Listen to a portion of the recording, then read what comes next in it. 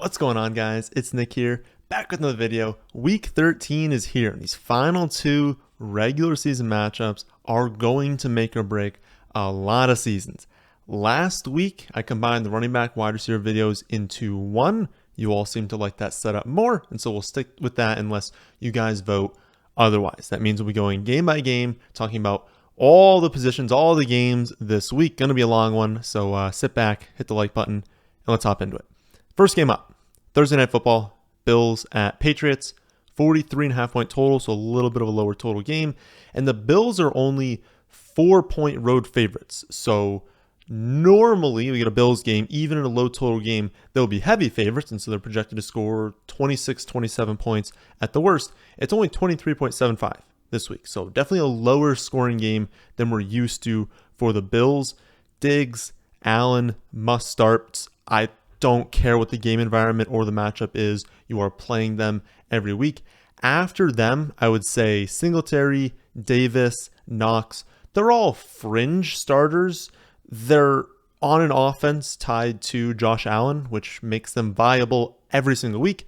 But the Patriots are the worst matchup for opposing running backs. So despite playing 75% of the snaps, seeing around 15 to 17 opportunities a game, Singletary would usually be a better play than he is this week. Can still play him as like a low-end running back too.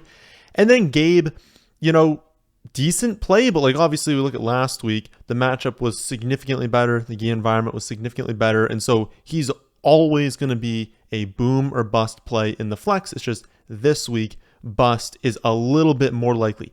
Doesn't mean he can't hit. He could go out there and have 5 for 150 and 2 touchdowns. That can happen, especially if they're selling out to stop Stephon Diggs. It's going to leave him with single coverage more often. He's more likely to hit when he's in single coverage. Just know, like I said, the game environment is bad. They're not projected to score a ton of points. And so we could see definitely a spot where, Davis underperforms by a little bit. And then Knox has the best matchup of the group.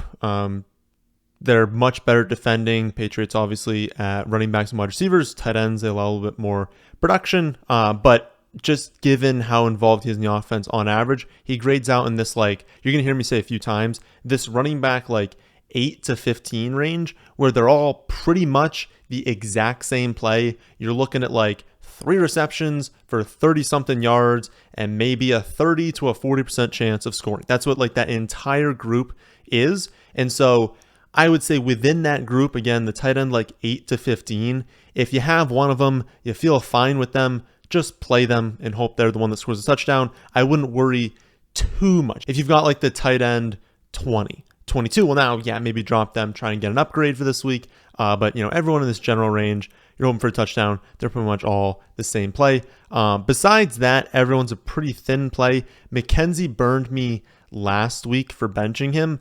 But as I said before, the matchup is significantly more difficult this week. So you're probably only playing him in 14 or 16 team leagues. I have him in the 16 team league. I don't remember what I have in there for the lineup right now, but I am considering playing him every week. One note I would say on McKenzie is that he has found success in the past. And like I said before, if they sell out to stop Stephon Diggs, well, that's going to make it a lot easier for guys like Gabe Davis and McKenzie to produce. And so possible is a good game. I would say for most of you, you probably don't need to go there. For the Patriots, also have a terrible matchup, and they're the team projected to lose in the lower scoring game. Under 20 points is their projection. Ramondre is a must play, especially with Harris. I haven't seen him confirmed out, but he was on crutches. I don't think he's going to be playing this week. And so he's going to operate as a feature back. Already, even with Harris in the lineup, he had a 25% target share over the last month. I mean, he's been getting so much secure volume. You're playing him no matter what. And then I'd consider Myers. It just depends on his health. So watch his practice status throughout the week. Watch the reports. See if he's, going to be playing 100% of snaps. Because last week, he gets hurt in the first play. They kind of limited him to only, really important third downs. He wasn't out there in every other play. And so if that were to happen again, we're not playing him, obviously, right? He's good, but he's not that good to consistently produce only on some key third downs. We're not playing him in that scenario. But if he's going to play all the snaps, if it's a trailing game script, he's clearly the top wide receiver, I'll like him. So it really just depends on what the reports are. Not going to be a must play regardless, but he could be a much stronger play if he's out there and fully healthy. No 9:30 games this week, and so the next up will be the 1 o'clock kickoffs. And we'll start off with Steelers at Falcons, 42-point total. And this game is actually a pick'em, so both sides equally likely to win. For the Steelers, great matchup. Falcons defense ranks last in schedule-adjusted fantasy points to wide receivers, bottom 7 in that same metric to tight ends, bottom 8 in rush defense DVOA. So you can pretty much attack them however you want, though teams typically lean towards the air because I guess they're just a little bit worse at defending the passing attack. Even with the matchup, the only player that grades out as like a must start is Pat Freiermuth. He has a 21% target share on the season. He's very involved, especially without Claypool. Just incredibly likely to at least have a good game. Like the odds he goes out there and is 2 for 20 is, I don't want to say 0, but it's like very, very low if he doesn't get hurt, because anyone can get hurt. But if he stays healthy and he's out there for his normal snaps, it is unbelievably unlikely he has a dud game. Now, ceiling in this offense, hasn't been something that's hit a lot this season, but ceiling for tight end could be 7 for 70. It doesn't need to be, 10 for 100. And so I would definitely play Pat if you have him. After that, like the ground game really just depends on everyone's status, really. Is Najee Harris going to play? Is Jaylen Warren going to play? I'll say that between those two, I'm not in love with either one of them if they both play. Like if they're both active this week, they're probably going to split most of the touches. And so like even in a good matchup, it's like fine to both be like low end flex plays. But if one of them plays, so just Najee or just Warren, I'll like that player because, we would expect them to see the most touches in the backfield. They'll still mix in, McFarland, Benny Snell, but we'd expect them to have the most workload. And so I would like them. If neither play, I don't love Snell or McFarland enough to really recommend them. Maybe in 14 or 16 team leagues, if you have to play running back too, that's fine. But I would really just stick to either Najee or Warren or neither. I wouldn't go to the secondary guys. Then for wide receivers, I think you're playing Deontay and you're playing George Pickens. I don't want to call them must starts. I'm not sure I even want to call them incredibly strong starts. They're really just like on the fringe. But it's a really, really good matchup. I think if you have them, play them in the flex. I really think they're worth playing in the flex this week. Deontay hasn't shown a massive ceiling. I don't even think he's scored a touchdown yet this season. Pickens is the one that's shown, more work downfield, more work in the red zone. And so I would lean towards him. Plus, he's a very much ascending talent. I think, next year we can pretty easily say like he's going to be better than Deontay Johnson. He honestly might already be right now. But at least like for fantasy, I really think both are worth playing in the flex spot. They're not going to face any resistance as far as the Falcons secondary, and they're going to be utilized plenty. They should stay on the field plenty. There's going to be plenty of scoring opportunities. And so I would say, especially if like Najee and Warren are both out in this game, I mean, you have to think they're going to lean on Deontay and Pickens. And so I will play them again. It doesn't really matter if you call them must start, strong starts, whatever I end up putting up there. I'll probably put them in strong starts, I guess. But they're flex plays. I think they're really good plays in the flex. As for the Falcons, no one grades out as a must start, but your best play is Patterson. Should see around 12 to 15 opportunities. He's seen his snap share rise over the last 3 weeks. He's getting a little bit more involved. Unfortunately, 12 to 15 touches is only really good enough to grade out as like a low-end running back too. But if you need to play him, I think he's totally fine. I just don't think he has like an insanely high ceiling. He's got to be pretty efficient with that workload. Behind him, Drake took a back seat to Olamide Zaccheaus last week, and he hasn't finished the top 25 wide receiver since week 3. Like, Drake is going to be a star in the future. That is a 100% certainty in my eyes. But it doesn't look like it's going to happen this season. The offense just isn't good at throwing the ball. They don't want to throw the ball. It's just not worth really playing any of their pass catchers, especially with Pitts done. You would think, and it is true that like London has more upside without Pitts, but they just won't throw it. And if they're not going to throw it, it doesn't matter really what the target share is for anyone. Packers at Bears is up next. 43.5 point total. Packers 4-point road favorites. The Packers, Aaron Jones is the only must start. He's been a top 17 running back in 3 straight. He has been a top 8 running back in 3 of the last 6 weeks. He's shown a ceiling. We know he has a ceiling. He's a very good player. It's a great matchup. The Bears have faced the single highest opponent rush rate of any team this season. 4th worst rush defense in terms of DVOA. They're a plus matchup in terms of schedule adjusted fantasy points allowed. Like, you run on the Bears, you'll find success.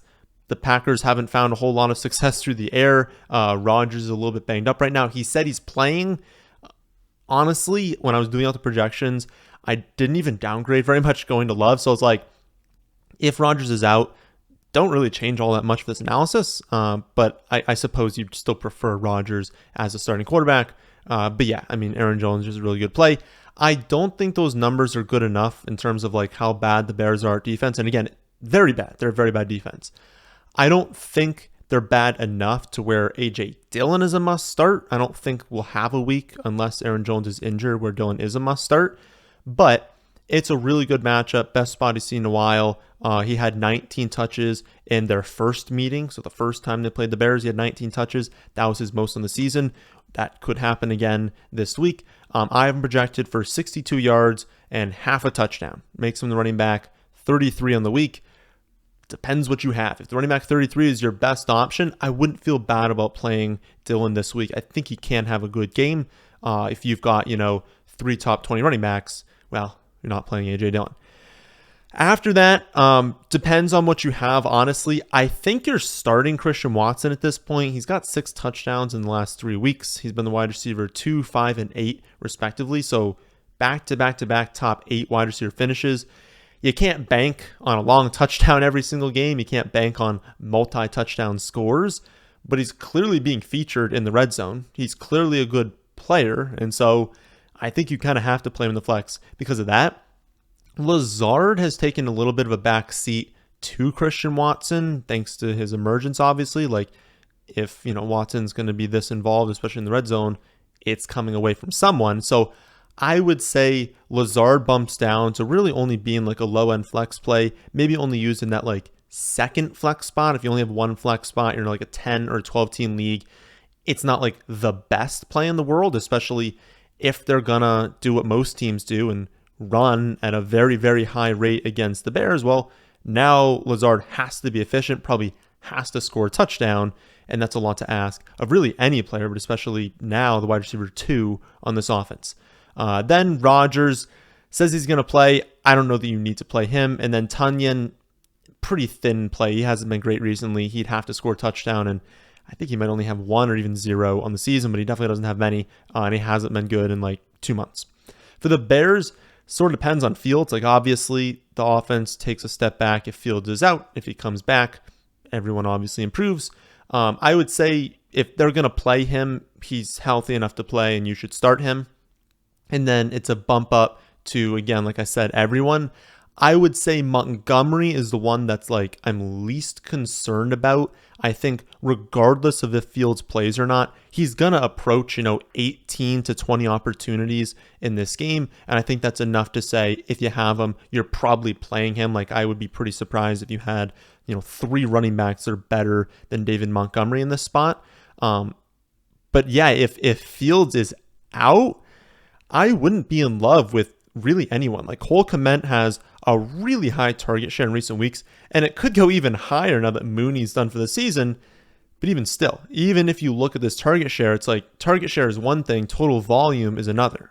Cole Kmet has maxed out at 5 receptions one time. He has one other game with 4 receptions. Every other game is 3 or less. And so especially if Fields is out, that's not something I really want. And if Fields plays, it's fine, but he's in that same, group, that tight end 8 through 15, where everyone's pretty much the same play. Who scores a touchdown will be who is a top 12 option this week. Many people will look to Chase Claypool. fine. Not like super excited about it because, again, even if you bump him up to like a 30% target share, which would enter what, like the top 7 wide receivers, like very few players have a 30% target share, especially for a projection. You can like randomly spike for that, but like on average, having 30% is massive. Even that, it's not that amazing. Like, he definitely isn't a must start. He's not even a strong start. He's a, you need him, play him. Any other scenario, if you don't need him, don't play him. And let's be honest, there's only 2 teams on bye this week. You probably don't need him. Next up, we've got Broncos at Ravens. Gross. Lowest total in the week, 38.5 point total. Ravens 8.5 point home favorites. For the Broncos, I have them projected for 1.36 total touchdowns in this game, which is pathetic. Like, they have the lowest team total of the week. They've shown 0 signs of life so far this season. Sutton is their best play. Grades out as a wide receiver 29 right now. So if that's your best bet in the flex, do it. Many of you will have 3 better options in the wide receiver 29. I would say especially if like Mike Boone, let's say Mike Boone is able to return this week. I would say Sutton's probably the only player even looking at. Latavius Murray was solid last week. If Mike Boone is out, I think you can play Latavius Murray as, like a low-end running back too. But especially if Boone returns, it's really just Sutton for this team. Dulcich isn't an awful play in that same range that I've talked about, but he definitely needs a touchdown. And the thing is, like, Cole Kmet, right? Well, he's been pretty involved in the red zone, especially if Fields is back. I like his chance of scoring a little bit better than Dulcich. And it's like, you kind of will go through all the players in that range and look at Dulcich and you're like, okay, the whole team is projected to score 1.36 touchdowns. So it has to go to Dulcich. And like, what are the odds that ends up happening? Like, it can, but there's nothing that indicates he's going to be the only one to score this week. And so, not a great play in my eyes. For the Ravens, this is a bad spot. Like, obviously the Denver defense is very good, 5th fewest yards per play allowed. Lamar recently has been pretty unlucky with touchdowns, and given his rushing expectation, like, play him every week. I know sometimes it hasn't been fantastic recently, but like, it's Lamar Jackson. He's going to run the ball 10 to 13 times. He'd have 100 rushing yards and a touchdown. He could pretty easily score 2 rushing touchdowns and throw for 2. Like, I know this is Denver. It's not a good spot, but it's Lamar Jackson. Like, unless you've got some really, really good quarterbacks, you're playing Lamar Jackson. And the same is true for Mark Andrews, only on a more extreme end. Like, for you to bench Mark Andrews, like, you must have Travis Kelce. And even then, you must have good options in the flex. You're playing Mark Andrews if he's active. Behind those two, and also Andrews would have looked better last week. He dropped the touchdown. Pretty easy touchdown to, like, don't worry about him. Like I said, behind those two, though, you can take a shot on Gus if you want to. Just know that, like, especially for those of you in full PPR formats, he's going to score 4 to 6 pre-touchdown fantasy points. So if he doesn't score a touchdown, he will get 4 to 6 full PPR points, which is obviously incredibly low. So very, very low floor and a low ceiling. Unless if he scores 3 touchdowns, let's say, and you're like, oh man, should have played him. In full PPR, he still might only score like 22, 24 fantasy points, which is obviously great. But for 3 touchdowns, that's not great, right? Like, he needs a multi-touchdown game to really bury you for not playing him. Even if he scores a touchdown, he'll probably only be around 10 or 11 fantasy points, which is like what someone should score, especially in full PPR, to be worthy of being started. Next game, Commanders at Giants, 40.5 point totals in the low total game. Commanders 2.5 point road favorites. For the Commanders, McLaurin, awesome.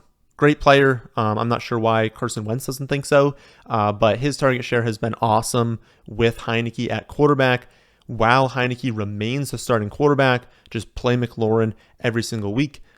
He hasn't hit his ceiling recently due to the lack of touchdowns, but I don't know. I just couldn't do it, basically. Like, I'd have a very hard time benching him unless you've got some really, really good wide receivers. But he's a really good wide receiver, and he's got a massive target share. Like, I think you're playing him. After McLaurin, you're really only looking at the Commanders' running backs. Brian Robinson had a really good game last week. Actually scored a receiving touchdown, which came out of nowhere. Obviously excellent to see. But on the season, he still has a 3% target share. So until it happens again, where, like, if every week he can get, 2 receptions, I'm good with that. right? That would be great. That would probably make him like a consistent low end 2. The problem is it's only happened really once. He has the touchdown, but like in every other game, he's getting like 0. And that really, really hurts the floor. Even with like 80, 90, 100 rushing yards, that's 8, 9, 10 points if you're not catching a pass. And so better in standard, obviously, but as we work into PPR, I'm still not fully convinced he's going to have this receiving workload. The Giants are a plus matchup for opposing running backs. They are road favorites, the Commanders. And so I think that both Gibson, Robinson, they're in a good spot. I think you can play both them as low end 2s. But again, like I said, my lean is Gibson because I'm sure Gibson will maintain a receiving workload, and that's just going to boost his value in fantasy. Hopefully Robinson continues to see more targets. But yeah, Gibson over Robinson, barely, both low end 2s. For the Giants, Saquon, obviously start him. It's an awful matchup, though. They are a huge pass funnel, talking about the Commanders. But it's Saquon Barkley. You just have to play him. He's the only one grading out as like a really strong play. Behind him, it's really just Slayton. And Slayton, honestly, I would say is fine in the flex this week. Commanders are the 8th best matchup for opposing wide receivers. And his downfield role gives him a ceiling. There's a lot of other players who might have a similar target share, maybe even a similar projection, but Slayton can hit for a 50 or 60-yard touchdown. And those are the players I want in my flex because they come with ceiling. I don't really want someone who has like an 11-point projection, but is probably going to be around 11 to like 12 points, maybe 13 at like the best. Slayton could drop 25. Like he absolutely could. Is he going to this week? Probably not. But let's be honest. Like Wan'Dell's done for the season. Shepard done for the season. Galladay is cooked. Bellinger's hurt. Barkley's in a tough matchup. Like they don't have very many options, right? They have him, Richie James. Like they don't have that much. And so they're going to use him. They're going to use him downfield. I think he's totally fine in the flex. And then Daniel Jones, it's like he's shown upside this season because of the rushing, but think about his receivers. He doesn't have much to throw to, and so he has to do it on the ground. Good pass rush for the Commanders. I'm not expecting Daniel Jones to run for like 70 and a touchdown, and so fine streamer always because of that mobility. I would say this week probably isn't the spot I want to use him. Jets at Vikings. Up next, 45-point total. Vikings, 3-point home favorites. Only 3 points. And that means that Vegas is telling us they're the same. The Vikings and the Jets are of equal talent. On a neutral field, this would be a pick'em. Vikings at home, so they get the 3 points. That's a closer spread than I think a lot of people would think, but it kind of shows you that, like, number 1, Zach Wilson's terrible. Number 2, Jets have a very strong defense. Number 3, Vikings a little bit overrated this season. But yes, I mean, Zach Wilson just like confirmed trash for a while now, obviously. But I think a lot of people started to realize a little bit more last week. Over the last 2 years, the Jets have been significantly better, no matter who the starting quarterback is, as long as it is not Zach Wilson. Mike White just threw for 300 yards and 3 touchdowns and effectively 3 quarters. And he was a rookie last season with Zach Wilson, and he has only made 4 starts. He has 300 plus yards, actually 401 of them, and 3 touchdowns, both in 2 games. So 2 out of 4 starts, he's had 300 plus yards and 3 touchdowns. Not only has Zach Wilson never done that in any of his 20 starts, but he only has 1 game with over 300 passing yards, has never had 3 plus passing touchdowns. Having Mike White as a quarterback is a massive upgrade, not only because Mike White's better, but just because he's not Zach Wilson. So it's an upgrade for absolutely everyone. And then you look at this game and it's like the Vikings are the 4th best matchup for the opposing wide receivers, 5th best for tight end, 8th best for quarterbacks. It's a plus matchup for running backs. They've allowed the 2nd most yards per play behind only the Lions. Like, this is an elite spot, and a lot of people are not going to see it that way. That's why the total also might be a little bit higher than people are expecting. So I think you are starting Garrett Wilson. You are starting Tyler Conklin this week. Running back kind of comes down to who's going to start.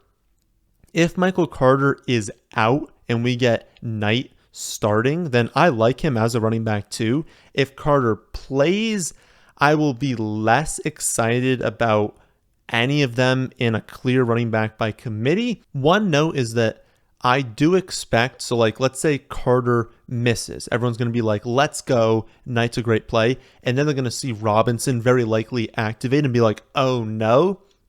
Listen, like Robinson was a healthy scratch last week. Knight played really well. There's nothing that suggests that they want to go back to James Robinson and that if he's activated, he's going to get a ton of touches. He'll get work, but I think they view Knight as the starter, especially if Carter misses this game. And so again, even if, well, when really they activate James Robinson, if Carter's out, I still like Knight as running back too. And then the only other player you can think about is Elijah Moore, but we're not playing him until we see like a consistent target share there. It's just Garrett Wilson in the wide receivers. For the Vikings, tough matchup. Jets have allowed the third fewest yards per play. They are a below average matchup for every single position besides tight end, where they are a neutral matchup. It's just not a good spot. We're not expecting like a ton of production outside of the core guys. So start Dalvin, start Jefferson, start Hawkinson, just bench everyone else, including Kirk Cousins. You don't want to go to ancillary players when teams are playing really good defenses. Jets are a very good defense. Next up, we've got a matchup that I think everyone has circled since the start of the season, and that is Browns at Texans, the week that Deshaun Watson is due back from his suspension. I think everyone is probably rooting for the Texans this week, though they are unfortunately not a very good team, and so the odds are like definitely stacked against them. This game has a 47-point total, Browns 7-point road favorites.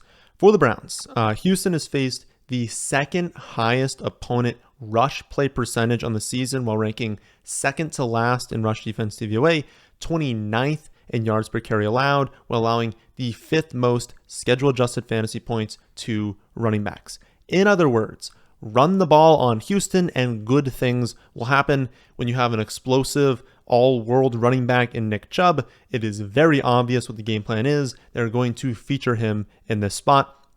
Behind Chubb, Hunt has not finished as a top 20 running back since week 1, and he hasn't hit 10 fantasy points, 10 half PPR points in any week since week 5, and he has a touchdown thrown in there. I think it was week 7, he scored a touchdown, still didn't get the 10 half PPR points. So I know the matchup is elite, but he grades out as a running back 35 right now. I think most do have a better option than Kareem Hunt. I'm not sure really what to call Amari Cooper and David Njoku this week, whether it's must starts, strong starts. I would just say find a way to get both of them into your starting lineup.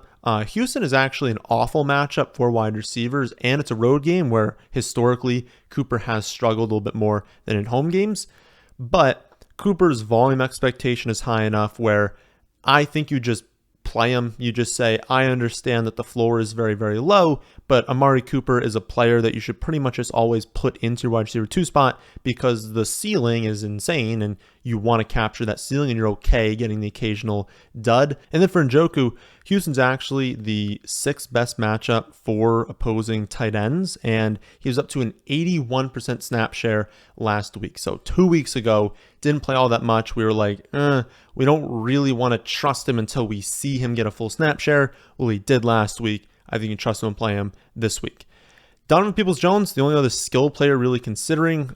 He definitely has upside. You can play him in the flex. He only grades out as a wide receiver 47 though, so for most of you, you can just leave him on the bench this week. We'll see what the target distribution is for Watson, and then we'll kind of reevaluate if we're going to play him next week.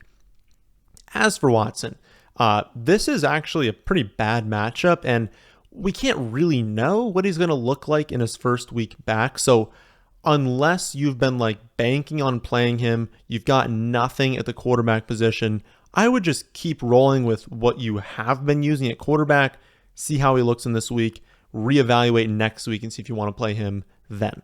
For the Texans, this is a really good matchup as well, since the Browns have just an atrocious defense overall. You can attack the Browns pretty much however you'd like, but it's most easily done on the ground. So running backs fared very well against the Browns. This is an excellent spot for Dameon Pierce. I know he's had 2 bad games in a row. I know people are very frustrated with his production, but I consider him a must start this week. Beyond that, even the Browns, being a plus matchup, not being very good. If you're looking at secondary options on this team, like it's Nico Collins and it's Brandon Cooks. And both are fine if you need to play them in the flex spot, but I'm expecting the Texans to lean pretty heavily on Dameon Pierce, especially when they get in the red zone. The Browns give up a ton of rushing touchdowns to running backs. Like, again, it's a good spot for Cooks and for Nico. I would just say 8, 10, 12 team leagues. It's probably unlikely they've been the ones kind of being started for you, and I don't think this is the week to go to them. It's going to be a ground-based attack. Pierce is going to do good. I don't think you need those two. Next up, Jaguars at Lions, 51.5 point total. Jaguars, 1.5 point road favorites. The Jaguars, obviously a fantastic spot. Denver's allowed the most yards per play in the league. They rank bottom 5 in both pass defense DVOA and yards per pass attempt allowed, while ranking second most in skill adjusted fantasy points to quarterbacks, third most to wide receivers, third most to tight ends.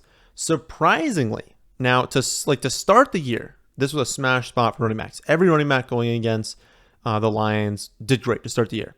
But now it's like tight ends, quarterbacks, wide receivers all destroy Detroit, not as much so for running backs. So overall, Christian Kirk must start. Etienne must start if he plays. Trevor Lawrence, Zay Jones, I would say both strong starts. If you've got Trevor Lawrence, you've been kind of like rotating him in. I think this is a very, very good week to play him. And then beyond that group, stream Evan Ingram if you need to. He's in that same range, 8 to 15 for tight ends. But, great matchup against the Lions. He's been involved recently. Doesn't always go off, but good enough target share, good enough player. I think that he's like worthy of being in that 8 to 15 range. And if he's your guy, just stick with him. For the Lions, Jacksonville is a plus matchup for quarterbacks and wide receivers, neutral for running backs, bad matchup for tight ends. That doesn't really change what we're doing, though. We weren't playing the Detroit tight ends, so it doesn't matter if they're in a bad matchup. And then Goff, it's a good matchup, but it's Jared Goff. I don't think this is a spot where, unless you're pretty desperate streaming, you don't really need to play him. And so we've got Amon St. Brown as a must start like always.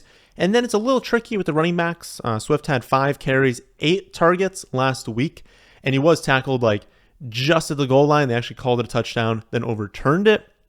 Had he scored that touchdown, he would have 5 straight weeks of being a top 30 running back, despite, pretty limited touches overall, a very limited snap share. I think people are very surprised that they see, he's getting 5 carries a week.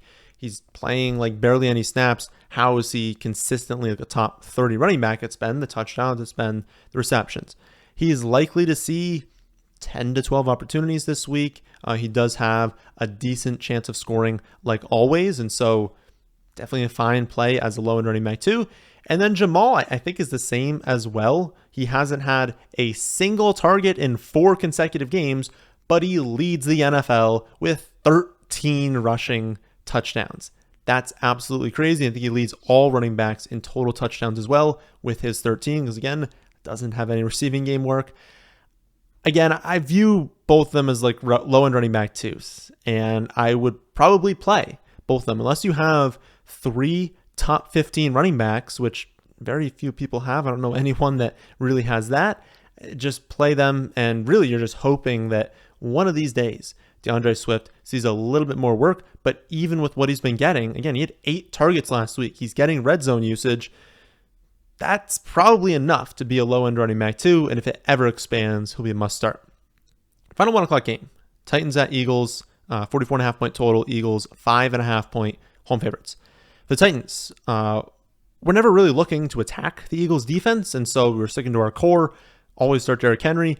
And then Treylon Burks, fine. I don't think he's a must-play. I'm not even sure he's a strong play, but he's got 6, 8, and 6 targets over the last 3 weeks. He's someone they want to get more involved. He's a good talent. As the season goes on, I expect him to be more involved in the offense.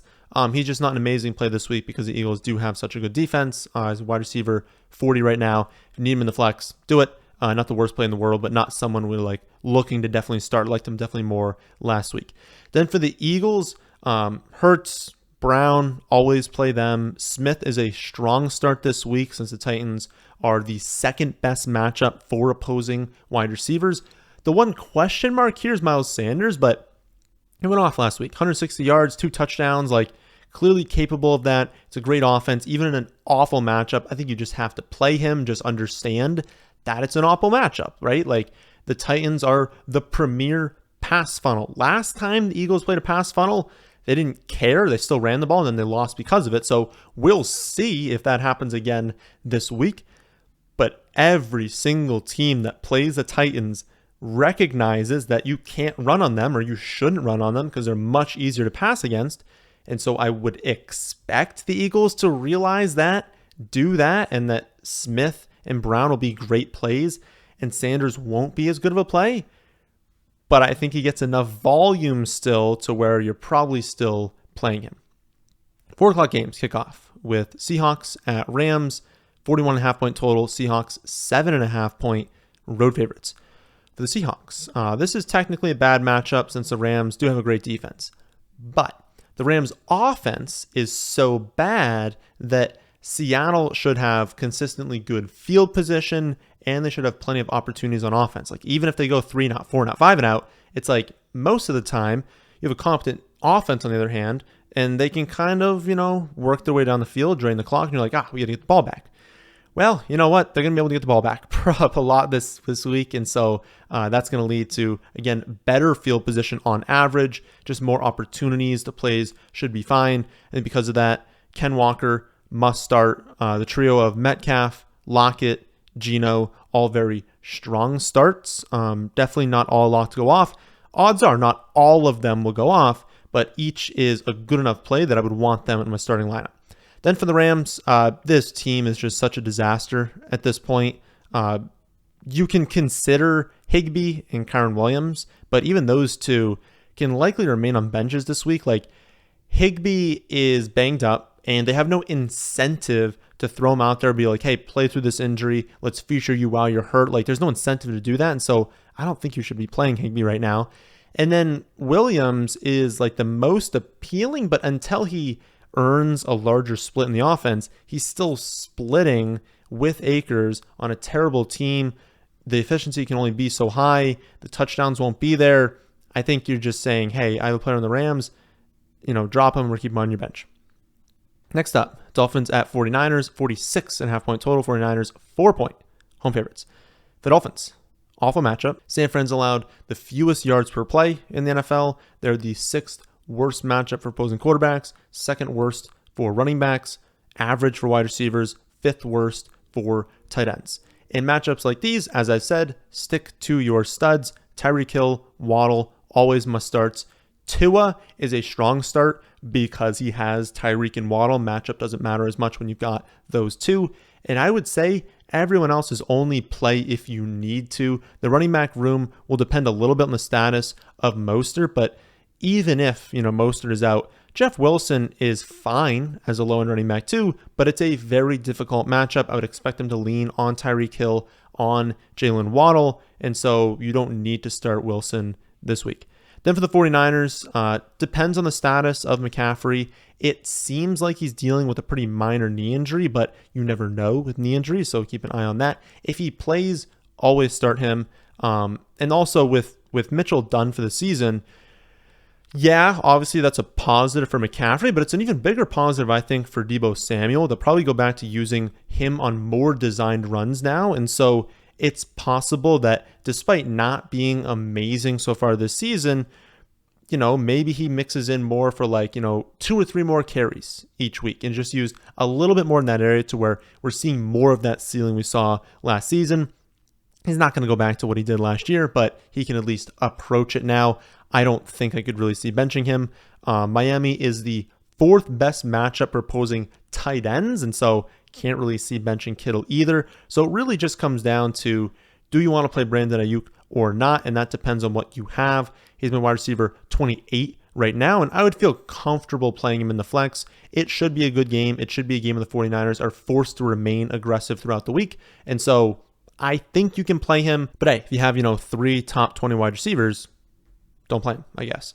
Next up, we've got what should be a great game between the Chiefs and the Bengals. 52.5 point total, highest of the week, one of the highest on the season. Chiefs, 2 point road favorites. For the Chiefs, Kelsey, Mahomes, always must starts every week, while Pacheco and Juju are both strong plays. Juju didn't play much last week, but I would imagine he's ramped up more throughout this week, should get his usual workload on Sunday. Pacheco, meanwhile, has 2 straight top 25 finishes. He's got 15, 16, 23 touches over the last 3 weeks. I can't imagine Melvin Gordon will have a big impact even if he's activated this week. And so I think Pacheco, again, strong play at running back too. Then besides those 4, like Mahomes is going to throw for, 320 yards, 330 yards. But those 4 players are like the bulk of the consistent workload. Everyone else gets like work and has touchdown upside, yardage upside, but doesn't have like a secure enough workload to where you really want to play them. Then for the Bengals, Chase is expected back this week, and hopefully we learn later in the week if he's going to have any sort of restrictions. If not, Chase, Higgins, Mixon, Burrow, all very, very strong plays. I would consider all of them must plays this week, especially since KC is a plus matchup at every position, and they're going to be good, right? We know Kansas City is going to score points. We know that even if the Bengals got up, they're going to have to remain aggressive. They're going to have to, consistently score. And so we're playing the core 4 there. And then Hayden Hurst is a perfectly fine play in that same low end like tight end 1 to high end tight end 2 range. The ceiling is obviously capped since, well, if Chase is back and have Higgins, and if Mixon is back, I mean, let's be honest, he's not going out there and commanding 10 targets.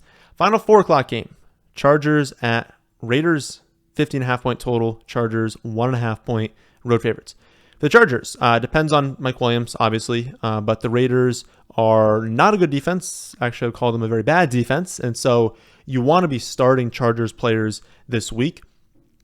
I have started the week projecting Mike Williams out, and that makes Herbert, Eckler, Keenan Allen all must starts, Palmer a strong start, and then DeAndre Carter, like flex viable, I wouldn't say strong start, but the Raiders are, again, a bad defense, really bad to slot wide receivers. Carter will play in the slot at times, and so he's a wide receiver 33 right now, but he does have a ceiling if Mike Williams is out. And then Everett, tight end 7 right now, so he'd be a strong play as well. If Mike Williams is active, Carter falls off, Everett, Palmer become weaker plays, and then you kind of get into a situation where it's like, well, how much is Mike Williams going to play?